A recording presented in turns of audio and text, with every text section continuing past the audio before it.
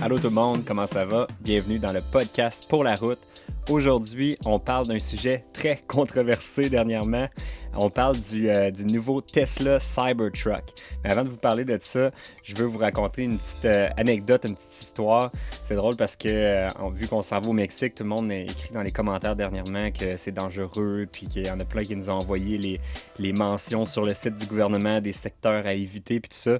Puis oui, c'est sûr qu'on prend tout ça au sérieux, puis on sait que c'est un pays qui a d'une très mauvaise presse, mais par contre, on s'inquiète pas énormément avec ça, puis on y va quand même, puis on se dit que ça devrait très bien aller pareil pour nous autres.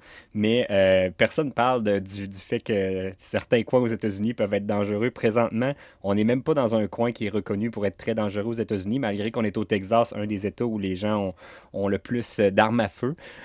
Puis on était assis à la table ici, Val et moi, on était en train de travailler, puis là, je m'en allais chercher quelque chose dans mon camion qui est stationné juste de l'autre côté. Puis pour vous mettre en contexte, on est dans un camping à San Antonio, assez dispendieux. Là. On cherchait un coin qu'on était déjà venu, qu'on avait bien aimé, mais c'est un camping qui n'est pas dans un coin pauvre, c'est pas dans un coin délabré de la ville, c'est vraiment un beau secteur.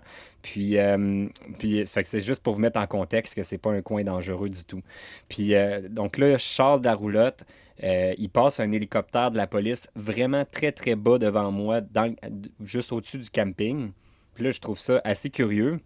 Je me pose pas plus de questions. Je continue à marcher vers l'avant de la roulotte, puis je m'en vais vers mon camion qui est stationné juste sur le bord du chemin à l'intérieur du camping. Quand je tourne le coin de la roulotte, je vois un gars qui court en ma direction avec à peu près 8 à 10 voitures de police qui courent après lui.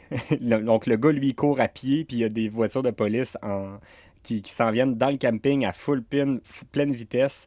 Là, moi, je suis rentré en courant dans la roulotte, j'ai fermé la porte. J'étais tellement énervé que j'ai dit à Val, barre les portes! Même si dans le fond, il y a juste une porte, puis c'est moi qui l'avais fermée. Fait que là, bref, on s'est précipité à la fenêtre dans la chambre pour voir qu'est-ce qui s'est passé.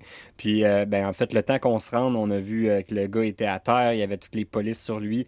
Fait que là, il y avait encore l'hélicoptère qui tournait autour. Là, après ça, il est arrivé à peu près un autre batch de peut-être un autre 5 chars de police qui sont arrivés. Il y avait même des polices en 4 roues qui sont venus. Fait que bref, toute une histoire pour dire que peu importe dans quel secteur vous vous trouvez, on peut toujours être exposé à des genres d'événements spéciaux comme ça. On était bien content que finalement le gars n'était pas armé. Puis il n'y a pas eu de blessures, il n'y a pas eu de coups de feu qui ont été lancés. Ça s'est réglé d'une manière assez douce, mais quand même, ça prouve que peu importe les secteurs qu'on va visiter, même dans les coins qui peuvent paraître les plus sécuritaires, il y a toujours un certain danger qu'il arrive quelque chose de spécial. Puis finalement, ben pour faire suite à cette histoire-là, le lendemain, moi, je faisais laver ma roulotte par une compagnie, puis le gars qui venait la laver vient du coin. J'ai parlé de l'événement, puis il m'a dit que ça fait quelques semaines qu'il y a quelqu'un qui s'est évadé d'un hôpital de santé mentale, puis que la police le recherchait activement. On ne sait pas trop qu'est-ce qu'il avait fait exactement, ce gars-là. Donc, il était pas armé, il était pas très dangereux, il était à pied tout seul, mais il faut croire qu'il prenait ça très au sérieux pour qu'il y ait autant de police après lui. Puis, le seul bout de l'histoire qu'on a manqué, qui est le bout où moi j'ai couru pour rentrer en dedans, puis après ça on s'est rendu à la fenêtre, puis que le gars était déjà à terre, ça a l'air que les policiers ont utilisé le taser pour le mettre au sol. Fait que bref, ça s'est réglé assez rapidement avec ça. Je pense que le gars il a pas pu aller bien loin.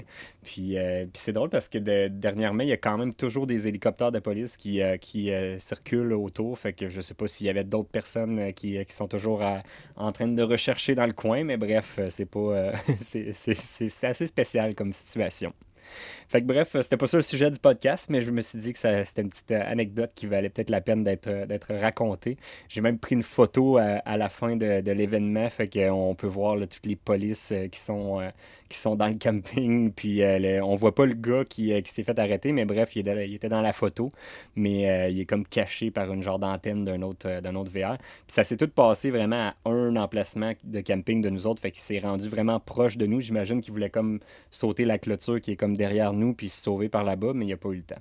malheureusement.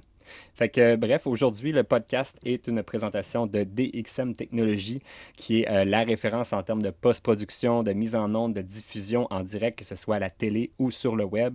Merci beaucoup à DXM de commanditer l'épisode. Deuxième commanditaire, Roulotte Sainte-Anne. Roulotte Sainte-Anne, tout le monde le sait, c'est le concessionnaire dans tout l'Est du Canada, donc le Québec et les Maritimes, pour les belles roulottes Airstream. Fait que si ça vous intéresse de vous procurer une belle roulotte Airstream, c'est chez Roulotte Sainte-Anne que ça se passe. Ils ont aussi du neuf et de l'usager. Fait que si jamais vous n'avez pas le budget pour une neuve, ben, vous pouvez regarder dans l'usager. Je sais qu'ils en ont quelques-unes en stock présentement. Donc, allez voir ça sur le site web de Roulotte Sainte-Anne. Et nouveau commanditaire dernièrement, Batterie Expert. Puis là, j'ai commencé dernièrement à jouer avec les cadeaux qui nous ont remis avant qu'on parte. J'ai testé cette semaine des nouveaux panneaux solaires portatif. Ça vient comme dans une petite valise que tu peux mettre dans ton camion. Puis, en plus des panneaux qu'on a sur le toit, nous, on est un peu limité sur l'espace sur le toit de la roulotte au niveau des panneaux solaires. On a peut-être de la place pour en rajouter peut-être juste un d'à peu près 100 watts, mais sans plus. Puis il faudrait qu'on change le filage pour se rendre dans la roulotte. Fait que c'était un peu compliqué de rajouter des panneaux solaires sur le toit. Mais grâce à la batterie expert, ben là maintenant on a des panneaux solaires qu'on peut installer au sol. Ça prend presque pas de place dans mon camion parce que c'est super plat. Puis on peut les mettre dans l'angle qu'on veut. Fait que ça nous permet d'aller chercher le soleil du matin ou le soleil du soir que moi je suis pas capable d'aller chercher sur le toit de ma roulotte parce que mes panneaux ils sont pas ajustables. On ne peut pas ajuster l'angle du panneau solaire. Fait qu'on n'est pas capable d'aller chercher le soleil du matin, du soir. Puis quand c'est l'hiver, comme présentement, même si on est dans le sud, reste que le soleil, il monte jamais vraiment aussi haut qu'en plein été. T'sais, ça monte jamais comme quand il est midi puis qu'il est vraiment au-dessus de nous. En hiver, ça arrive presque pas. Fait que la pleine efficacité des panneaux solaires, c'est vraiment quand le soleil est directement perpendiculaire au panneau.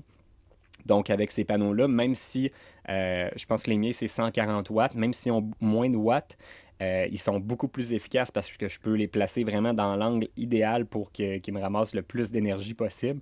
Fait que j'ai pu tester ça cette semaine, puis c'est très, très, très efficace. Fait que j'ai bien hâte de tester ça en boondocking. Là, je l'ai testé dans le camping avec les services. J'ai juste débranché ma roulotte pour le tester, mais j'ai hâte de le tester vraiment sur le terrain. Fait que merci beaucoup à Batterie Expert d'être notre commanditaire. On rentre maintenant dans le vif du sujet, le sujet tant attendu, le Tesla Cybertruck.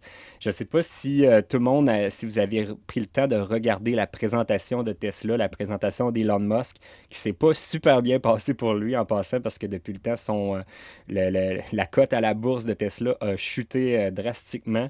Je ne sais pas si c'est juste à cause des petites erreurs qu'il y a eu dans la présentation ou si c'est à cause vraiment de la mauvaise presse qu'il y a eu sur le camion au niveau du look, qui est vraiment très, très particulier. Certains vont dire avant-gardiste, certains vont dire horriblement laid. Il est assez spécial, le Tesla Truck. Moi puis Val, on regardait la présentation en direct le soir même que ça s'est passé. Quand le camion est apparu, on a vraiment été énormément surpris du look. On s'attendait tous, si on avait vu la plupart des genres de représentations d'à quoi il devrait ressembler, qui étaient un peu des genres de modifications d'une Tesla S, mais version camion un peu plus. Puis il y en avait des modèles qui avaient été faits sur le web qui étaient super beaux. Puis on s'attendait tous à peu près à quelque chose de semblable à ça comme design. C'est quelque chose qui ressemble un peu à ce qu'on a comme camion déjà, mais avec le look Tesla. Mais finalement, c'est complètement autre chose que Elon Musk a présenté quand il est arrivé sur le stage, le camion. Pendant très longtemps, Val et moi, on s'est mis à se dire, c'est-tu une blague? Il va-tu comme faire comme si c'était ça le camion, puis finalement, à un moment donné, le vrai camion va arriver ou quelque chose de même, ou ils vont-tu comme déballer les gros morceaux carrés pour qu'on voit le camion en dessous? On s'attendait vraiment à quelque chose qui allait nous révéler le vrai look du camion, mais semblerait-il que finalement, c'est vraiment ça, le look du camion. Il est vraiment très, très bizarre. Je pense que ce que Elon Musk voulait faire, c'était vraiment de casser les standards au niveau des camions, puis de vraiment faire tout repenser de A à Z, du look, de la carrosserie, vraiment jusqu'au camion en tant que tel, puis aux technologies qui sont à l'intérieur. Fait qu'il n'y a vraiment rien qui ressemble à un camion traditionnel là-dedans. Fait que, bref, c'était assez bizarre. Puis surtout que la façon qu'il l'a amené, il avait comme présenté à l'écran derrière lui les trois camions les plus populaires, ceux qu'on vient de tester justement, le GMC, le Ford, puis le Ram. Puis il était comme en train de se moquer de ça en disant qu'il trouvait que les camions étaient tous laids. Puis il faisait réagir la foule en disant que les camions sur le marché sont tous laids présentement. Puis là, il arrive avec ça sur le stage. Puis je pense que tous les propriétaires de camions se sont dit, ouais, ils sont pas si laids que ça finalement, les camions sur le marché. Mais bon, si on passe au-dessus du look, parce que quand on regarde même en regardant le look, on dirait plus je prends le temps de l'analyser, son look, c'est vraiment la vue de côté avec le genre de triangle que ça crée, là, ou la fenêtre, puis en s'en allant vers le derrière de la boîte, qui est vraiment bizarre, puis qui jure vraiment, je trouve, dans le look, parce que vu de face, je trouve que ça fait quand même du sens, le look, avec les barres de LED, c'est super beau, la barre de LED en bas, la barre de LED en haut, puis le nez qui est vraiment plongeant vers l'avant. Moi, je trouve que ça donne un beau look, avec les grosses roues off-road. Ça, je trouve ça quand même bien. La couleur, moi, j'aime ça, le gris style comme tôle, un peu à la Airstream, un peu ça. Moi, je trouve ça super beau. C'est vraiment le côté avec les triangles que je trouve ça bizarre. Puis même aussi les ailes qui sont vraiment découpées comme vraiment un carré, on dirait comme une modélisation en 3D, mais cheap un peu, là. Fait que ça jure un peu. Reste qu'il faudra peut-être le voir en vrai pour se faire vraiment une tête dessus. Puis en plus, là, ça a été annoncé qu'il allait faire une version noire mat qui devrait avoir un look un petit peu plus particulier. J'ai hâte de voir ça, de quoi ça va avoir l'air, mais j'aurais aimé ça le voir en vrai parce qu'on dirait qu'en le voyant sur Internet, on dirait toujours que c'est une modélisation. On dirait jamais qu'il est vrai, mais pourtant il est vrai parce que tous les YouTubers de technologie qui étaient présents dans la soirée, ils les ont embarqués dans le camion. Ils ont pu aller faire des petits tours partout en ville. Ils ont fait des accélérations avec. Puis le camion, il est fonctionnel, là. Il marche vraiment. C'est pas juste un prototype pour montrer le look, là. Il marche. Ils l'ont testé. Fait que c'était bizarre de le voir en vrai. Même l'intérieur, c'est vraiment hyper futuriste, là. T'as le volant qui est même pas un volant rond, qui est comme juste deux palettes, là, un peu comme un genre de volant de Formule 1, puis t'as le comptoir en marbre blanc en dedans. Ça fitterait avec l'intérieur de notre Airstream, faut croire.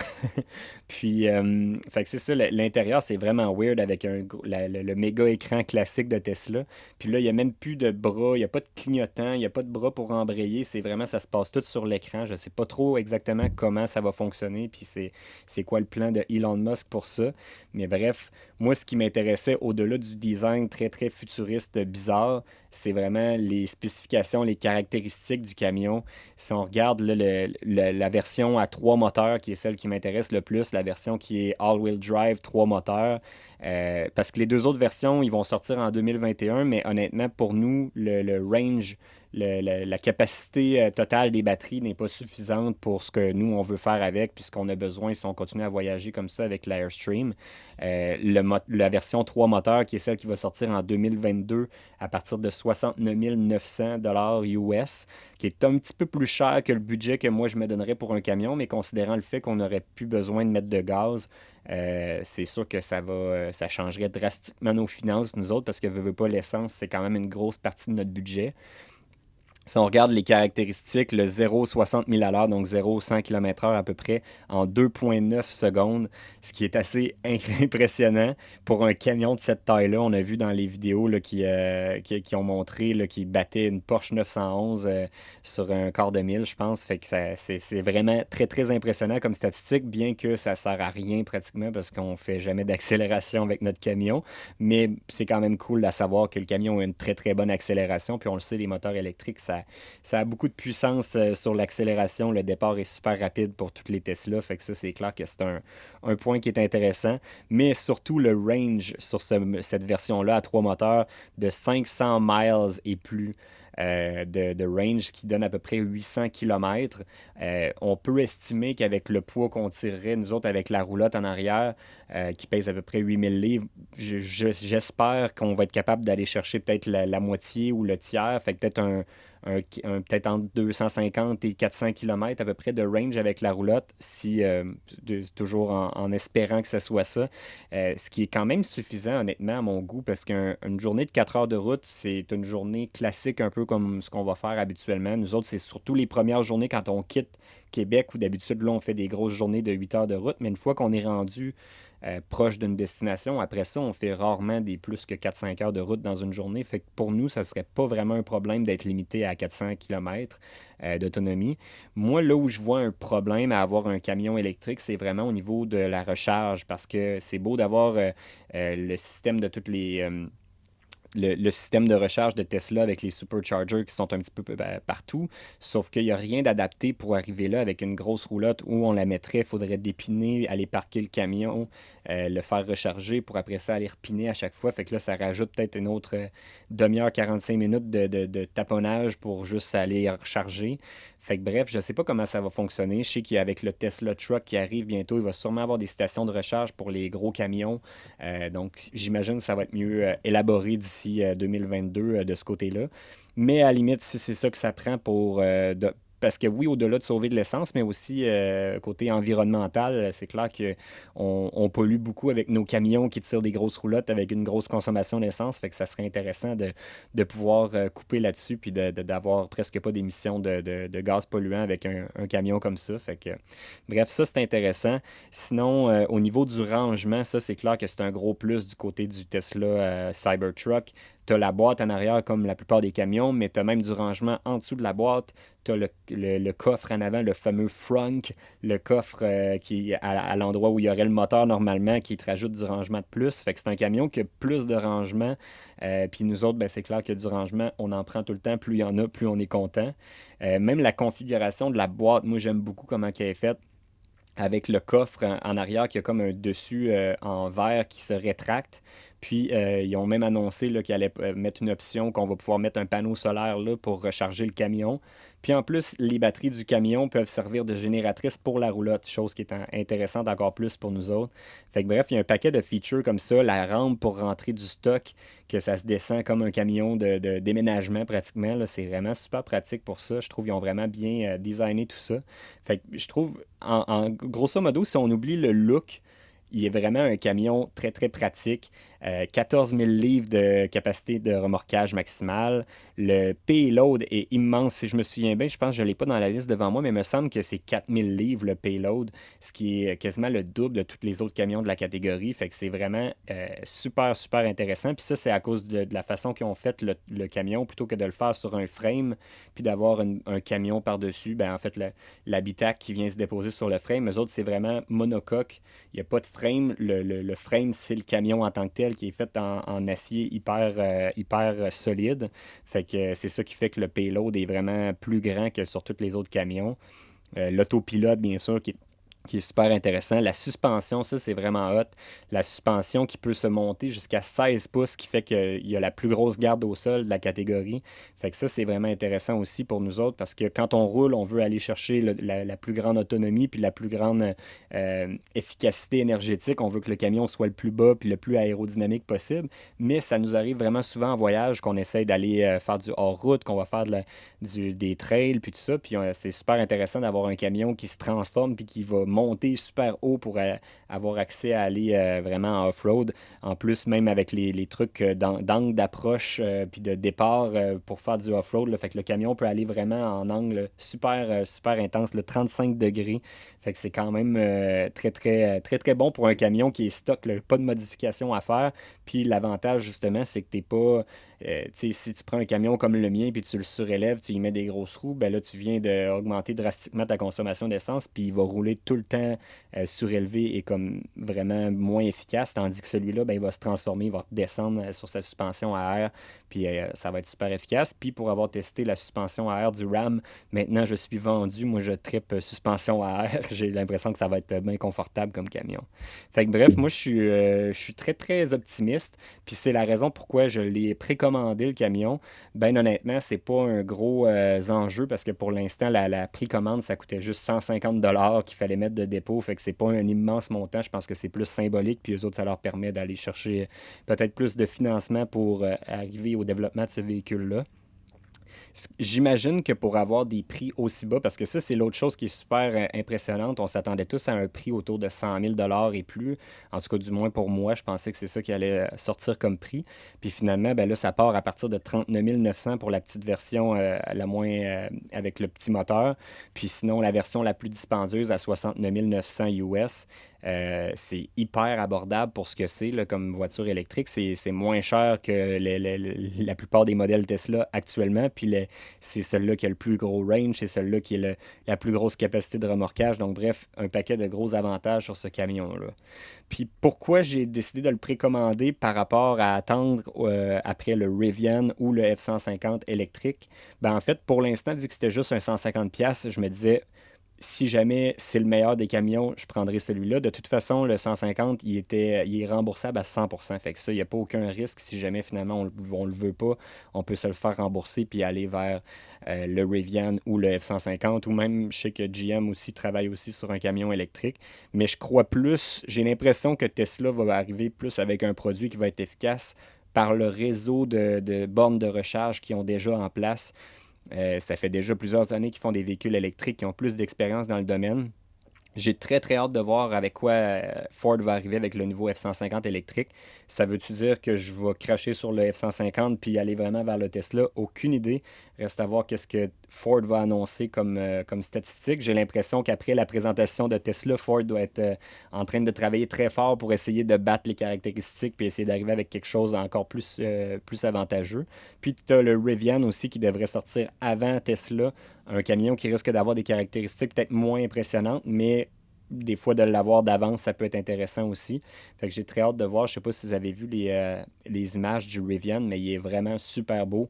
C'est peut-être ce que les gens s'attendaient de Tesla. C'est Rivian qui l'a fait avec le modèle qui est super beau. Là. Il y avait eu des images qui ont été tournées en Colombie-Britannique dernièrement du camion.